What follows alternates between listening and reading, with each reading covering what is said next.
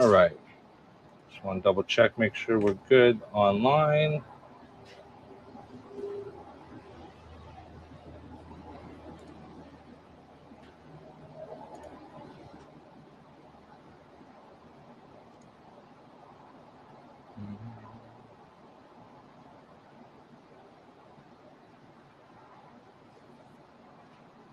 Should be good. Welcome, guys. Welcome back to another tutorial. Give me 1 second, guys. I'm just making sure everything's good.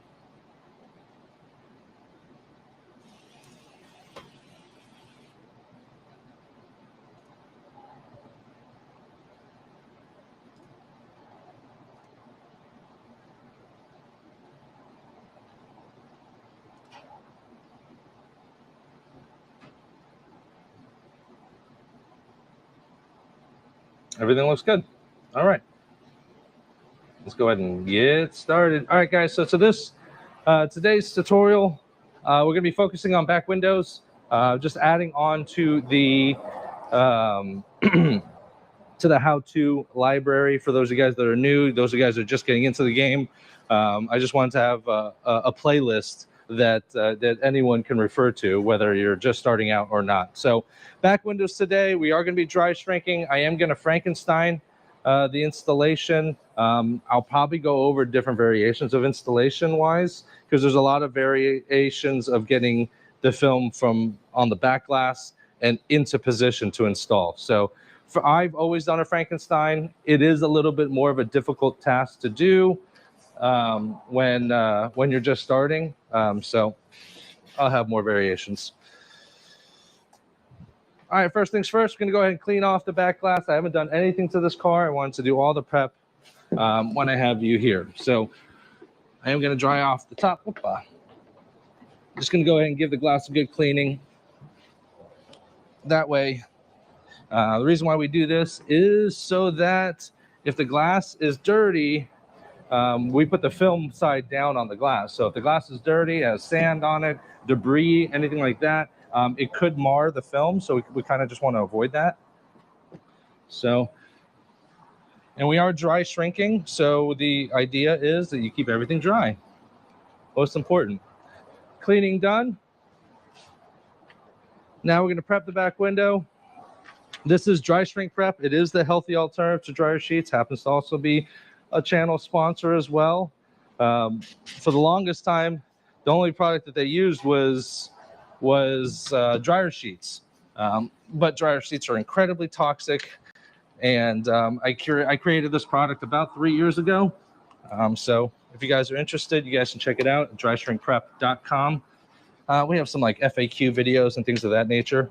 Basically, it mimics the end result of a dryer sheet without any of the harsh chemicals. This is a product that's made in-house of all natural ingredients. So I made it for me originally, and then people told me that I should sell it. So I started selling it.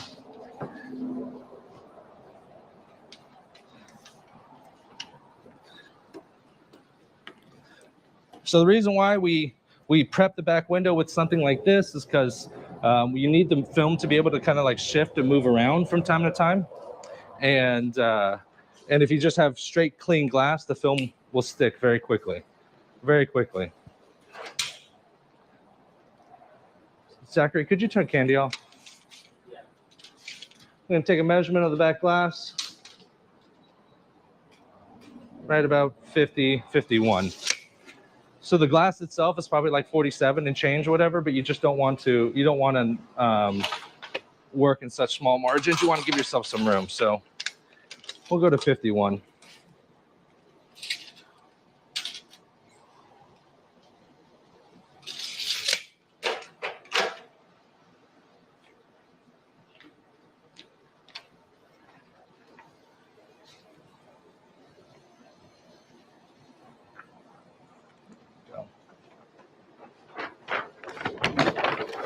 Today's film is a carbon film from Solar FX.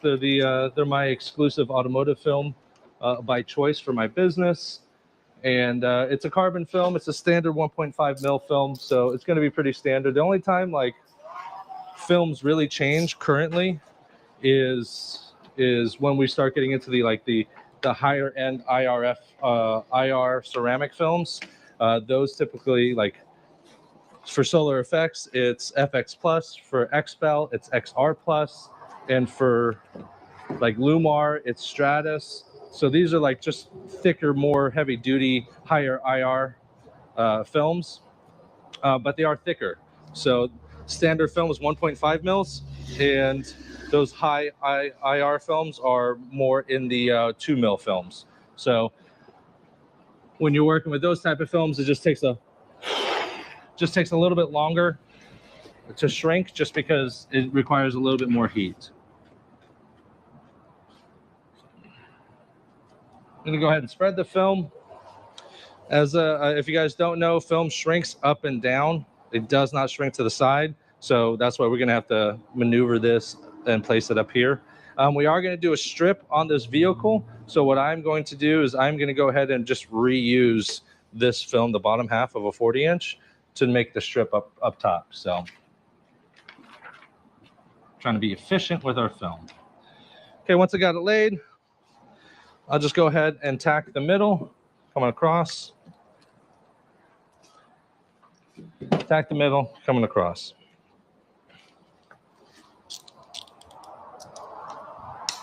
Now we're going to trim the excess from the sides.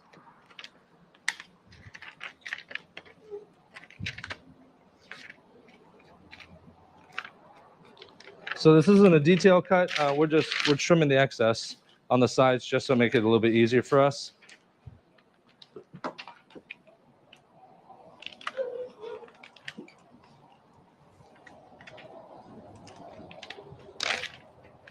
Now I do keep the top long, and I do that on purpose just to like give me, I can pull. It's a different style, a method of shrinking. It's a pull method. And like I said, I don't always use it, but I keep the top long just in case. It's kind of like insurance. If I need it, I have it, but if I don't, then I can just trim it off later. So this 40-incher excess here, I'll go ahead and just roll it up. I'm going to save that to do the glare strip on this vehicle. Opa.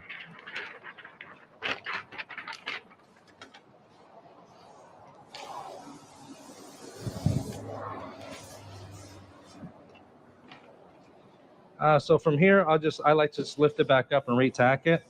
Kind of know now where my center is. You want to keep the sides tight. Always keep the sides tight. You can't shrink film side to side. So if you get a finger there, you can't work it out later on.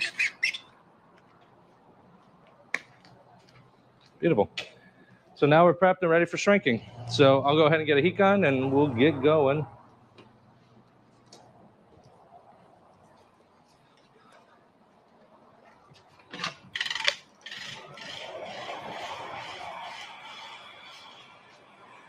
This is a Craftsman. It's decent. I like this one. The Wagners are very popular also. They're more affordable. I think these run for like $50, $60. The Wagners run for about $25. They're just a little slow for me. So with shrinking, you want to work in kind of like sections, right? So like this half and the bottom, maybe the top, and then come over here. You kind of slice it any which way you want, but just make sure that the direction of the shrink is pretty much in this area. What I tell not clients, but when I tell students is instead of going straight down, because this is an H pattern, very common in the industry, instead of going straight down and following this, because you end up getting jammed up in the corners, is that I'll actually tell them to go outward just slightly.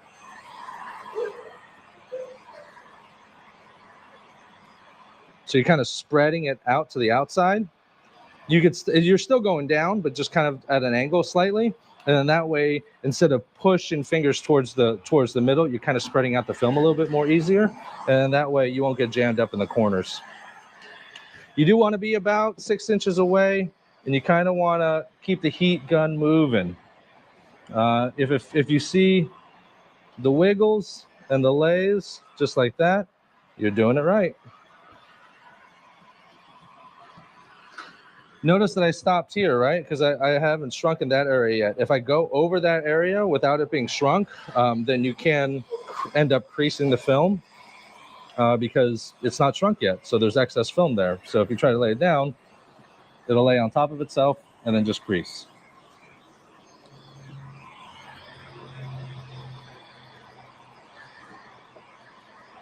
Kind of just want to keep the heat gun moving.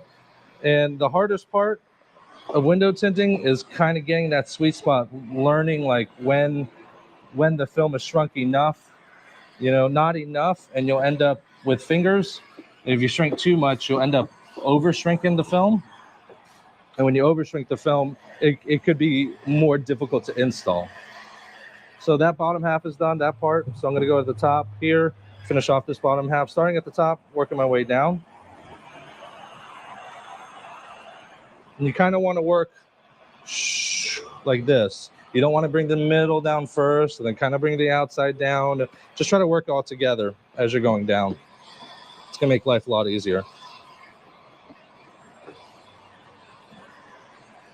Just keep the heat gun moving. This quarter cable runs at 1200 and 1200 degrees, and I keep it full send the whole time because I like the air moving. Notice that it kind of shrunk this way, right? So I'm pushing a lot of film this way. So what I'll do is I'll actually just lift it, kind of make like a mountain, yes? So that now I can shrink this area just a little bit more, but I'm not pushing so much film over here to try to shrink it, because film will only shrink so much. And then once you reach its limit, it'll heat crease.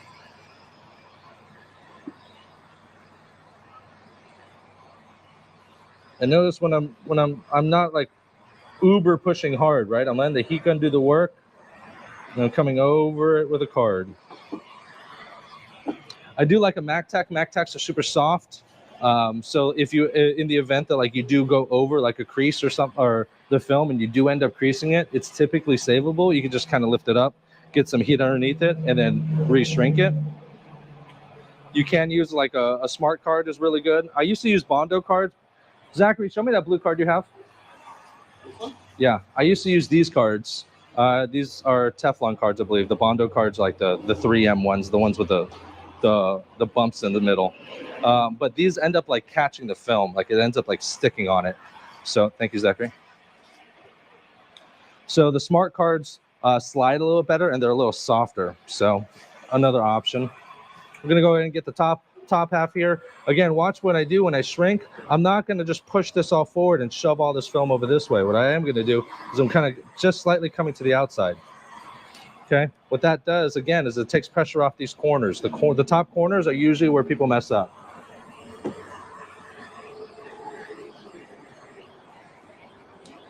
just going to come straight up with it.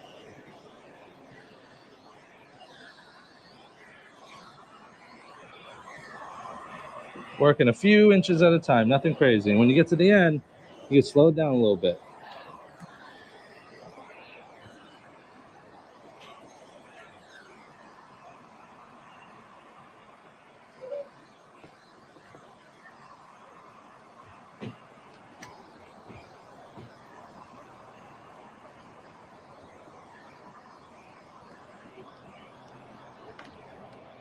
Just like that, that one's done. All right, top corner. I kind of laid it down. What a lot of people do is they'll take this huge H pattern and lay it down that way. The problem with that is none of this film here gets shrunk. And look how big this finger is right here. I just made that happen, right? Look how big that finger is. This is right here is where people get jammed up. So instead, tack it from the center, and then I kind of just like do a light finger just on the edge. That way now I can shrink a majority of this film as well. Makes it a lot easier. Starting from the bottom, and again, up and out for the sides, because I want to make sure this is tight.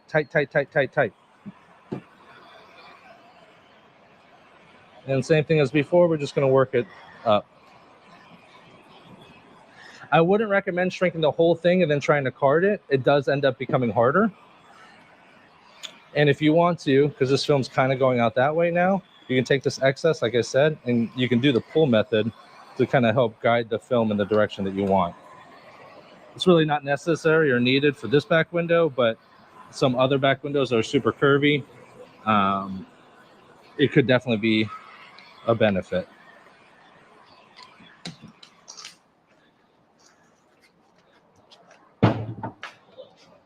So that's all done. What I'm going to do now is I'm going to go ahead and get a light.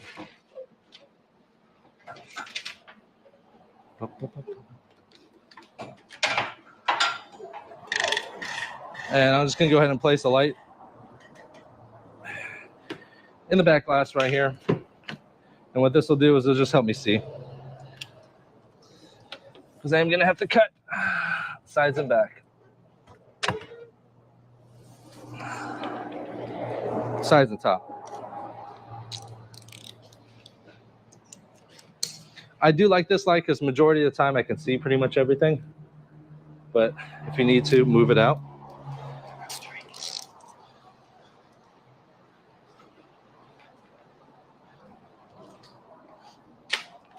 Getting a fresh blade, fresh blades always. You want the knife to do the cutting. You don't want your hand and pressure, because when you do that, you're going to score the glass.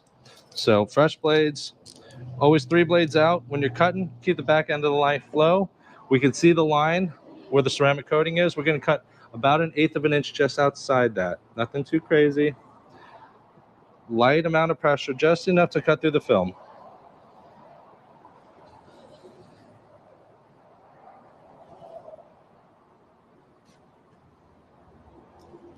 Now I can't see at that point, so I'm just going to stop where I'm at, move my light source so that I can continue on.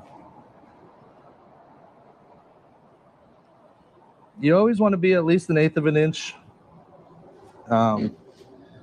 outside the line. That means you'll get 1/4 of an inch of wiggle room in play in the event that, like, maybe I'm on that side and I cut it way too close. I can shift the film slightly. You don't want to cut it too exact, because then you don't have any wiggle room. I am going to close this door just because the light source is kind of blinding me a little bit. Just keep cutting all the way across.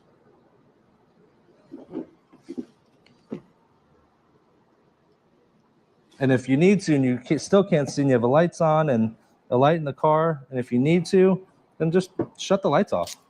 Turn off all the lights. I've done it before. It don't matter. All that matters is it gets done.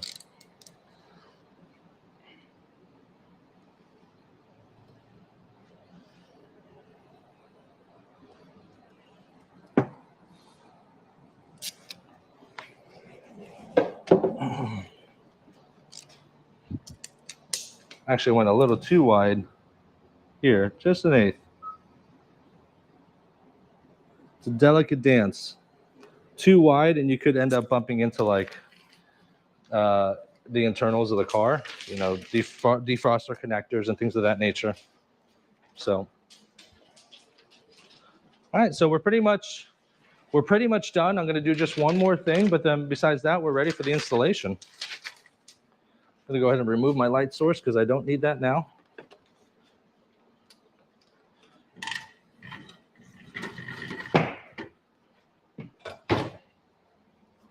And what I do at this point, I do like to do a double snap. It just kind of tightens everything up just a little bit better. And hopefully it prevents any fingers. Once I started double snapping, it prevented fingers from like popping up after the installation.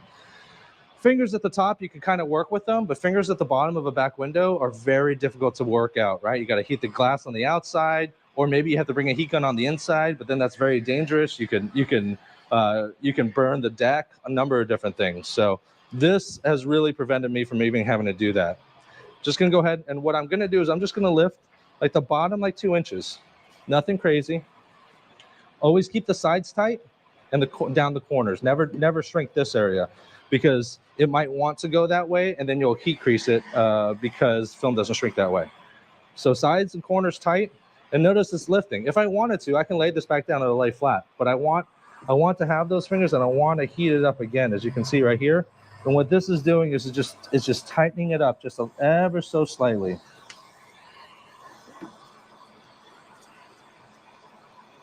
I do these for front windshields, and I also do it for back windows, just to prevent me from having to go back in and with the heat gun at the end. If you can't flip the whole thing, just go halfway and drop it. Again, sides are tight, corners are tight, and we're just kind of re-shrinking the top like 2 inches just to make it just a little bit tighter. Again, we also cut 1/8 of an inch outside the border, so if you end up singeing this film just a little bit on the edges, that's okay. Just don't toast the hell out of it. All right.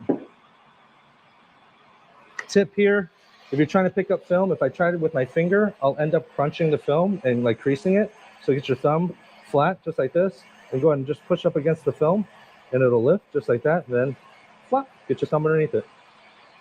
Pro tip. Again, sides are tight, corners are tight, and we're just re-shrinking the top area just a little bit.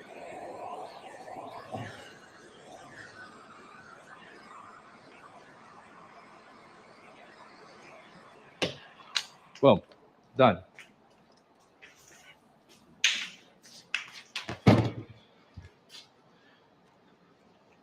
You can turn candy back on. I won't need the heat gun. Yes, sir. Thank you, sir. Yes, sir. Okay, guys, so the film has been laid, and now it's been shrunk. It has been cut out to the pattern, and then now we double shrank. So we're pretty much ready for installation. So prepping wise, I'm gonna get the seats forward. I do like to lean this side forward. I am doing a Frankenstein installation, so I need a little bit of room. Perfect. And then the front seat, if you can slide that all the way forward and lean it up. Yep, we're gonna slide it forward and then lean it all the way up. Perfect. And we wanna kind of clear anything in this area. I do come in from the passenger side. So what you're gonna see me do is I'm gonna be here with the film. And I'm gonna enter this way to get into position for the installation. So that is the plan, Stan. All right, what am I gonna need? Back window installation tools. Oh, damn it. I opened the lid and then the water went all into the first aid kit. Beautiful. Scrub pad. Yep. If you can give me 2 clean towels. You want a back towel for this one? Oh, no, we should be fine. Should be fine.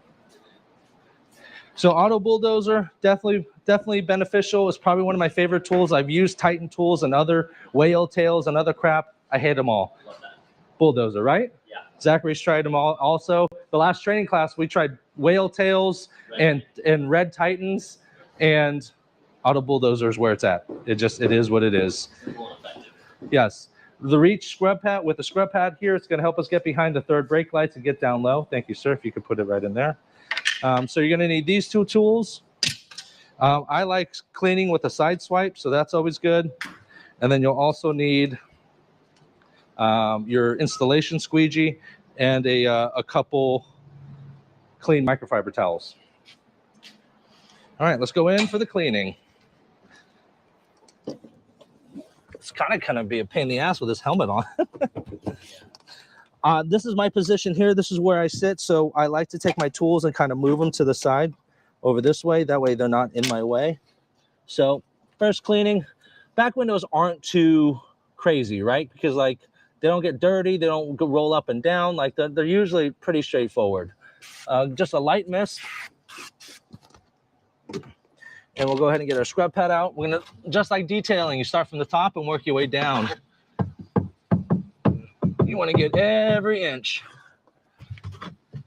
Start from the top and work our way down. Top half is done. And I push my tool all the way to the bottom, just so I know I'm getting all the glass I can.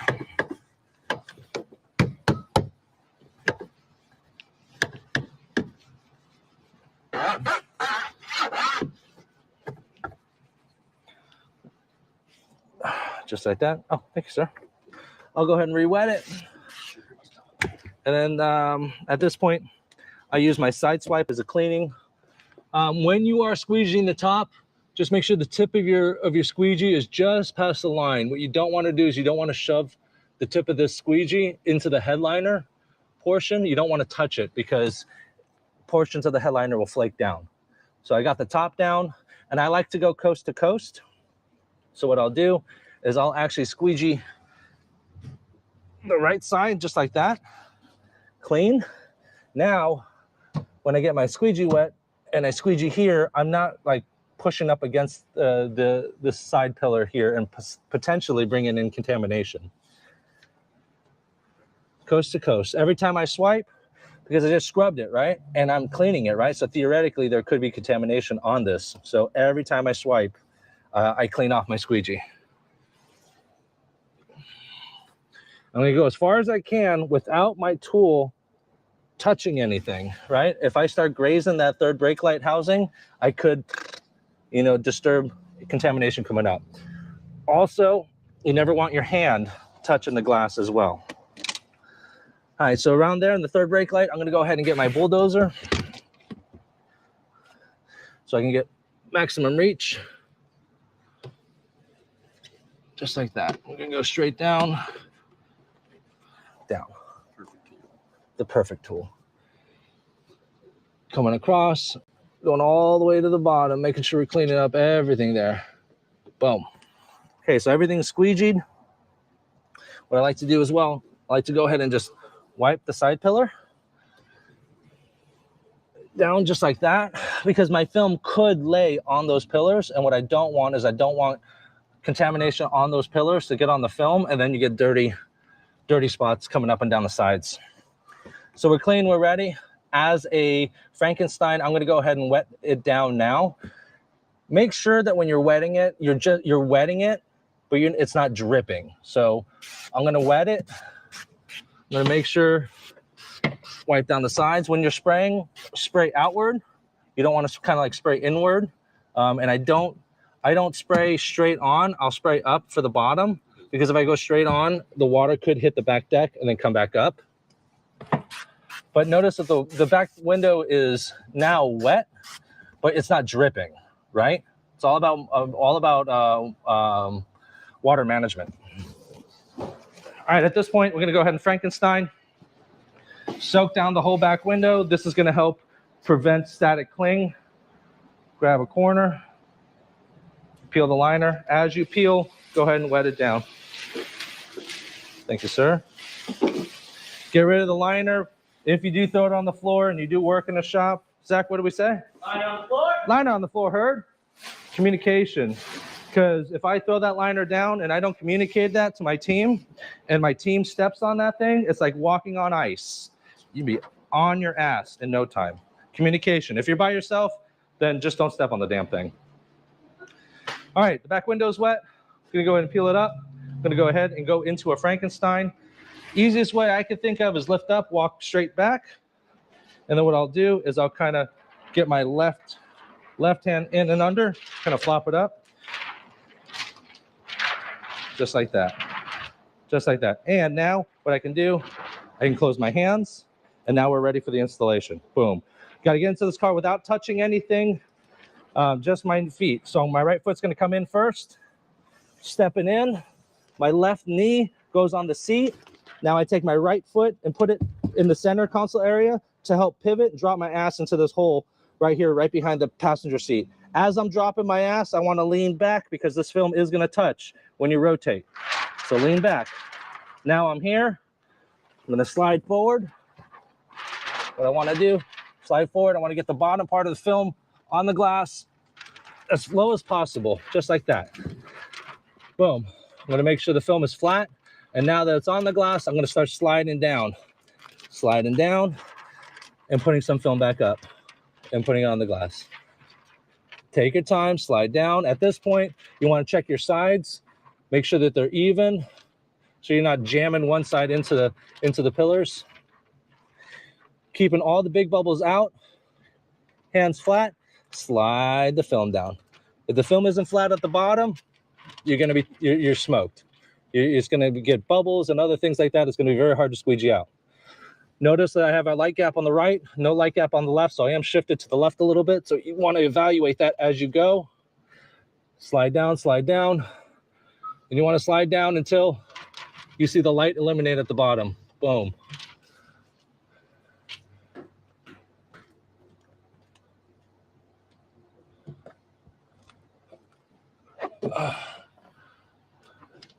If you need to, and you don't trust yourself, you cut 1/8 of an inch on the outside. So look at the gap right here. Like, look, I have like little to no gap here. So I'm going to try to slide it up just a little bit. And then I have a big bunching of film up there. So I'm going to try to slide it down. Kind of want to even out the thickness of the gaps here and here, so I know I'm good at the very bottom. Also, you can kind of check, and if not, Zachary, can you check the bottom? Is there any light gaps? You're good. Teamwork makes the dream work, baby. All right, now we're all set. Like this big bubble, you kind of want to get it out of the way. Any big bubbles you want to get out of the way. I wiped the outside. You should be clear to look. Thank you, sir. Thank you, sir. Again, if you have a team, wiping the outside would be good, just because if not, you don't know if it's something on the outside or the inside. All right, wet the film just a little bit. I'm going to take my installation squeegee. We're going to go right through the middle, just like that. Make sure you're nice and flat, Just that's going to go ahead and tack the film down. Now it should not move on you. I'm going to get it wet. I'm going to go all the way to the side, and I like to go from the inside out. Same thing here, and I'm going to go as far as I can, making sure that film stays flat, your squeegee stays flat. From the center out, because what I'm doing right here, the purpose of this is that I'm spreading the film out. Sometimes you go straight down, you can bunch the film, and you end up with fingers at the bottom. So what I'm doing is I'm spreading it out. That's as far as I can go because I have the third brake light in the way. So I'm going to go ahead and get my auto bulldozer. Now at this point, you could go just straight down. When you do the bulldozer, make sure you let this go, slide it back up. What some people do is they'll slide it down. They have pressure still on it and they pull back up, and the tip of the bulldozer, it goes up slightly. It could catch the film and pull it back down. When you are squeegeeing with the bulldozer or anything in matter, always overlapping patterns by 50%. That way you're ensured that you got full coverage of the squeegee. And then I like to just go from the inside out right at the end.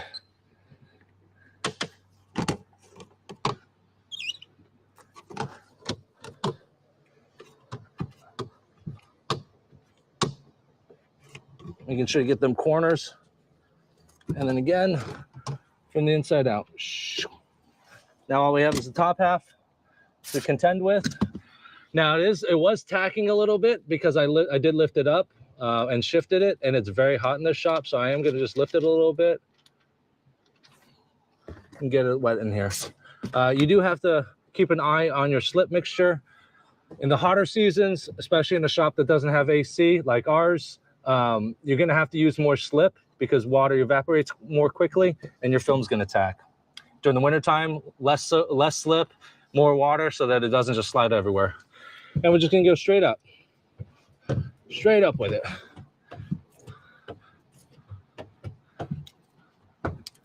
Now here I am going to go to the outside just a little bit.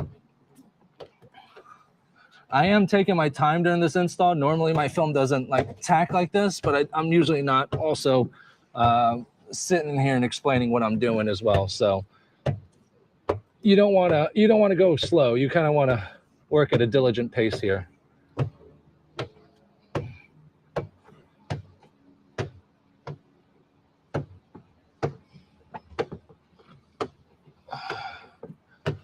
All right, main squeegee's done. I'm going to come in one more time with the power stroke right here. I'm just going to really get your elbow in there. And what this is going to do is help extract a little bit more moisture, preventing the haziness, the moisture pockets, because then your clients are like, well, what is this? Is this going to clear up? Blah, blah, blah, blah, blah, blah, blah.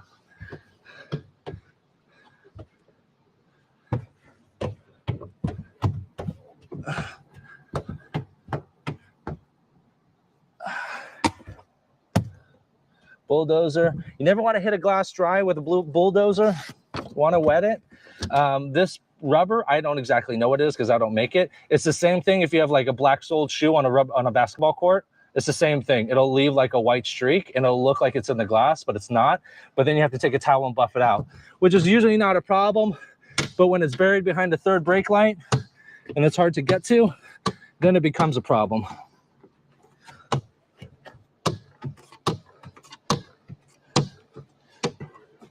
All right, power stroke is done. Last thing I'm going to do is I'm going to take a hard card wrapped in a towel. I'm going to go ahead and bump the edges.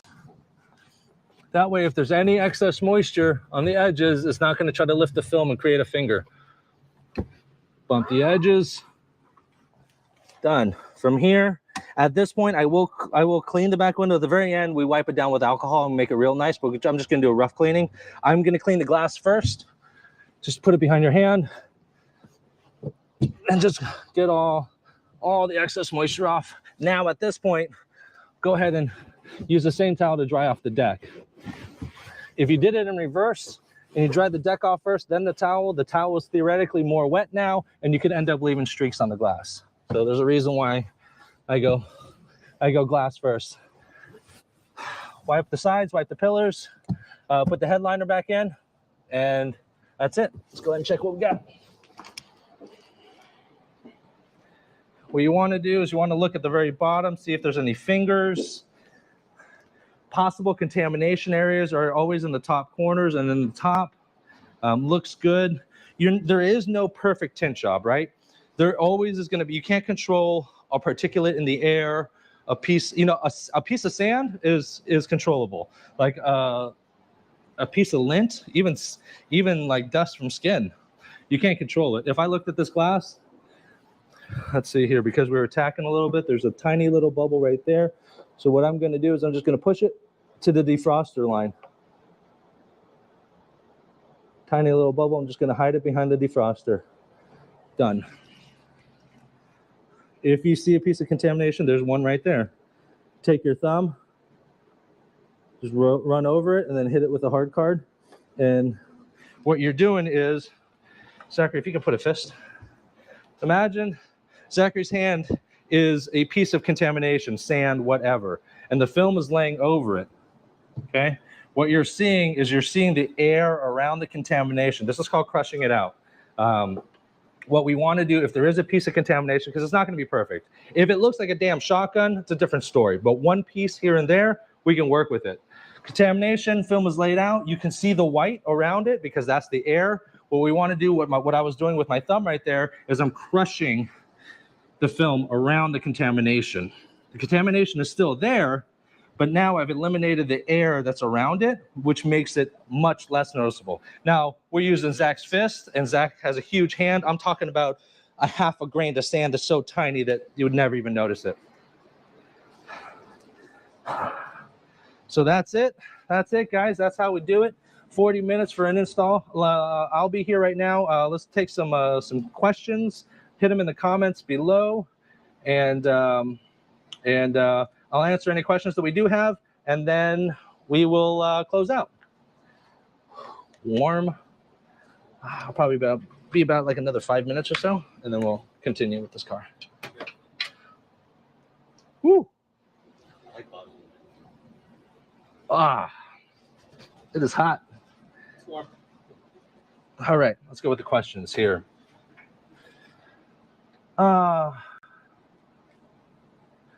Jeremy B, clarified this live stream for back window. Yes, notice that the title was back window installation. Step over there so we can't hear you. Same feeling as a Porter cable, but it's a Craftsman. It's the same. Yeah. That heat gun is a Porter cable. It used to be blue, but now Craftsman. They're literally the exact same. They just rebranded it. Where do you get your tint from? Bag Boy Sean. I get my tint from Solar Effects. Solar Effects is our exclusive automotive film, and they're also a sponsor of the channel. So yeah, I only use Solar Effects for my installations. But they are a reputable company. You do need, there is like a $750 opening order or a $1,000 opening order. They just want to make sure that you are a professional. You're not just kind of learning. Nice, you got cord reels. Yes, I did get cord reels. Yeah, the extension cords were starting to become a nightmare and annoying. So it's definitely a little bit more organized with the heat gun holders and cord reels there. So, yep.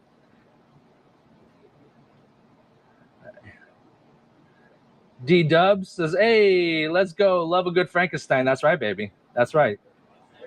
Let's get it. Torch, no torch. This video is really for, because I'm getting a collection of tutorials for, like, let's just say someone new. Because I realized that, like, the way that my channel is structured, I have like almost 400 videos now. So if someone new comes along, I have a lot of live streams and a lot of other things, but it's difficult to find the tutorials, especially for someone that's wanting to get like a playlist. So that's exactly what this is. So these aren't the long form full job tint jobs. Plus we've already done an Escalade and a launcher before. So I'm just getting a playlist together for people that are just getting into the industry and want to learn and want to like binge on stuff. So that's the purpose of these videos. Did you ever send out my replacement DSP to T-Town Tints? Yes, actually, your orders are printed and they'll be processed and be shipped out by tomorrow. How much you paying your helper? The way that it works is that if you're brand new, which Zach went through a 3-day training course. The way that it works for me is that he starts off at $10 an hour. That way he learns how to answer phones, clean cars, wipe down panels, do quarter windows and glare strips. That's his responsibility. And then he's learning how to do roll-ups and or back windows. Once he's efficient in a roll-up window or a back window, depending on what he wants, his pay goes from $10 to $15 an hour. Once he gets, let's say he gets the roll-ups done and down and he's at 15, and now he learns how to do a back window consistently and efficiently, then his pay goes from 15 to 20. And then he starts learning how to do front windshields. Once he gets front windshields down, he tops out at $25 an hour. But at that point, he knows how to tint a full vehicle, and now he's working on production time and efficiency. At that point, he'll get $25 an hour and or 25% commission, depends on which one's greater. So the more he works, the more money he could make. He'll top out at 25 and he could coast there, and he could make $35, $45, $50 an hour. He can make a shit ton more if he wanted to. So it's totally up to him.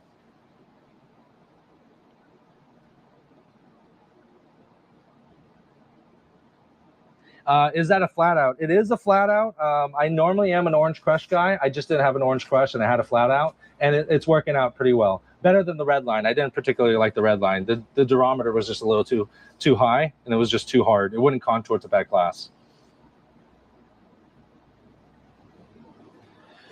Bag Boy Sean, about to start tinting. Never done it before. Do you think I can complete on my first try? Absolutely not. Maybe. I don't know. It depends. I did a crap ton of research before I tinted a car. And my first car took me over 6.5 hours to tint. And it was a small 4-door hatchback.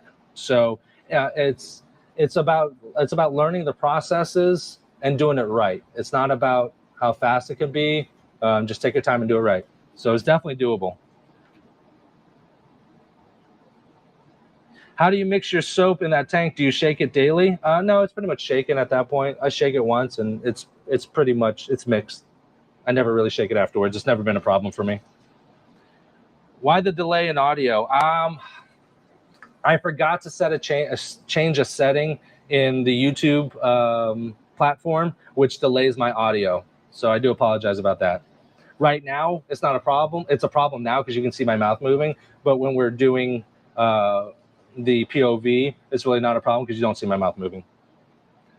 I will make sure to update that. Just there's probably 100 things I got to check before I go live. And yeah. I'm going to hop on Facebook, see if there's any questions on there, and then we'll go ahead and close out, guys. If you guys aren't a part of the Facebook group and community, go ahead and check it out.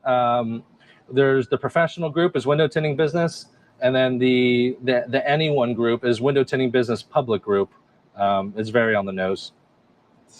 Very on the nose.